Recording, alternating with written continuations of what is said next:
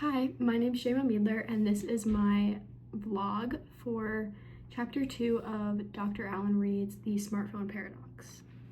So to start off with a general overview of the chapter, Dr. Reid basically starts off by talking about the history of the iPhone, and he says how it's been over a decade since the first generation of iPhones was introduced, and how it was a, quote, revolution of the first order, which is something that Jobs said about the iPhone.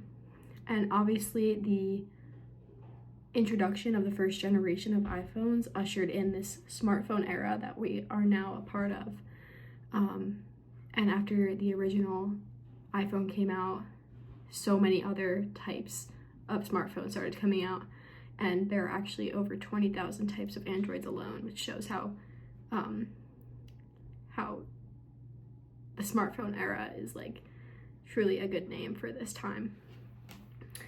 He also talks about how BlackBerry and the flip phones were kind of the pioneers of the smartphone. Then he also goes into talking about how there's something called planned obsolescence, which basically forces us as consumers into buying more of the product because the iPhone kind of only lasts a certain amount of years before it stops to work, and therefore we are forced to go upgrade and buy new ones, just giving the companies more money.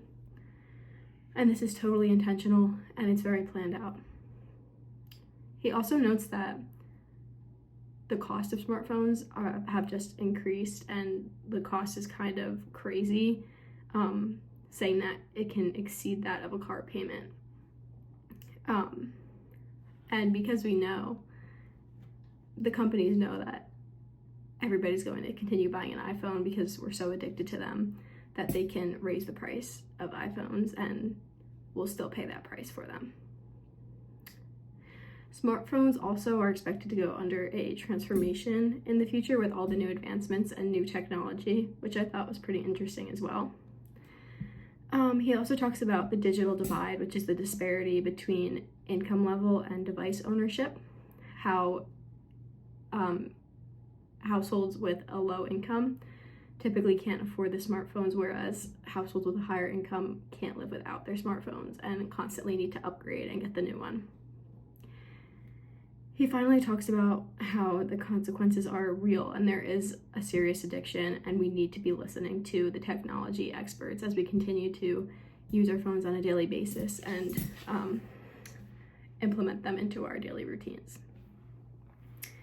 So I found this particularly interesting, that the intended lifespan of an iPhone is only meant to be 3 years. With the older iPhone models are slowed down deliberately, as he talked about.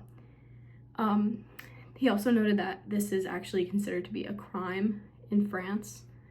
So I just thought it was interesting how here in the US and in other countries, Apple is allowed to slow their iPhones down to make us buy more of the newer products. And just reflecting on that, I know that I personally have been through 4 smartphones only in my 19 years of life, so I can't even imagine how many smartphones I'm going to continue purchasing throughout the course of my life, and how much that's going to impact how much money I spend on my devices. And like I said, it is very costly, and they know that people are willing to pay the price because it's such an addiction and we can't live without them. So no matter what they make that price to be, we will continue paying that price. And as I mentioned before, it can exceed a car payment, which I think is just truly crazy. I found that to be interesting because in my family, personally, there are 6 of us, so we need to pay for 6 phones, and that's just a lot of money to be spending on devices. And then finally, I connected this to Tools of the Mind reading by Carr, who had warned us in his piece that technology is affecting our brains, and both Chapter 2 and Tools of the Mind draw back to the history of smartphones and how we have adapted our lives around these devices and how we need to be careful in the future because we've implemented them into our lives so much. So yeah, thank you.